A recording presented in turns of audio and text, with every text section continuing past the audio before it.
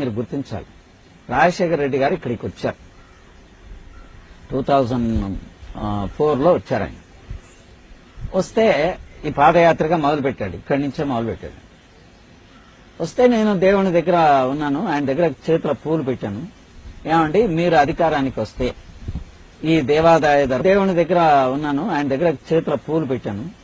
ఏమండి మీరు అధికారానికి వస్తే ఈ దేవాదాయ ధర్మాదాయ చట్టాన్ని సవరిస్తారా అని అడిగాను.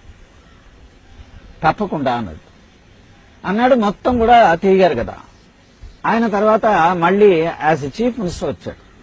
ఆయన నాకేమన్నాడంటే, ఈ చట్ట సవరణ సంబంధించినటువంటి ఫైలు ఎక్కడైనా ఆగితే మీరు నన్ను వచ్చి పర్సనల్ గా కలవండి అని చెప్పాడు.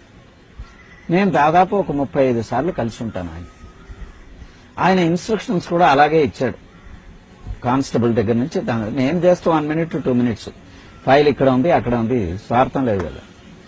మొత్తానికి అన్ని పొలిటికల్ పార్టీస్ ని కన్విన్స్ చేసి ఈ చట్ట సవరణ జరిగింది. సెలెక్ట్ కమిటీకి వెళ్ళింది. 15 మంది సెలెక్ట్ కమిటీ మెంబర్స్ అందరూ కూడా క్షుణ్ణంగా పరిశీలన చేశారు.